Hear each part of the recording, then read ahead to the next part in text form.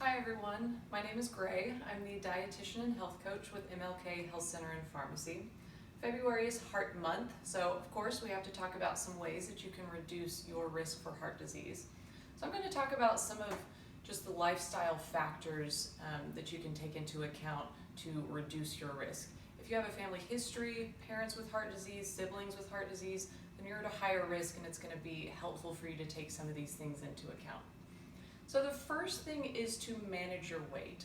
There are a few different ways that you can go about doing that, but the reason that we want to manage weight is because for every pound of fat that you have, it's estimated that you need an extra mile, give or take, of blood vessels to support that tissue. So the more mass you have, the more blood vessels you have, and the harder your heart has to work to get blood to all of those tissues. So by keeping your weight in a healthy range, that's going to help take some of that load off of the heart. In order to maintain a healthy weight, there are plenty of things that you can do in terms of your diet.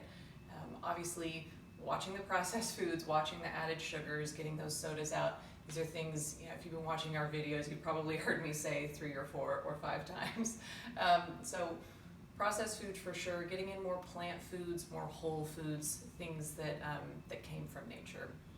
Something else that you can do is exercise. Not only is this helpful for weight management, but it can also raise your quote, good cholesterol, your HDL.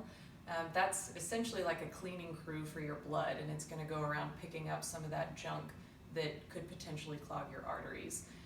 So exercise is super important for heart health. It can also help with managing your blood pressure, which is the next thing you should watch out for. If your blood pressure is high, it's going to damage potentially those various blood vessels. Normally that tissue is smooth, but if it gets damaged, it could cause some kind of bristling and inflammation there, and then you're more likely to have clots catching on some of that damaged tissue. So maintaining your blood pressure can also help reduce your risk.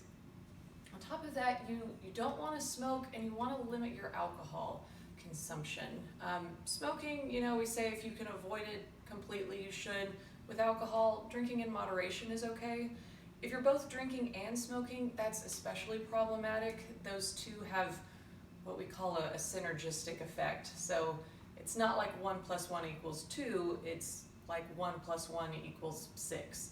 Those two together can have kind of a blown up effect, I guess, on our heart and our cardiovascular health.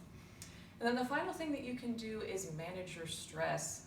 A lot of us are really stressed out, and we focus a lot on our diet and our exercise and all these other things, but we forget about our stress level. So if you can take active steps to minimize your stress, to make sure you have downtime, to keep that at bay, that's going to help protect that heart and your cardiovascular system as well.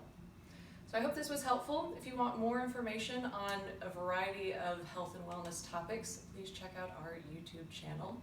Thank you for watching.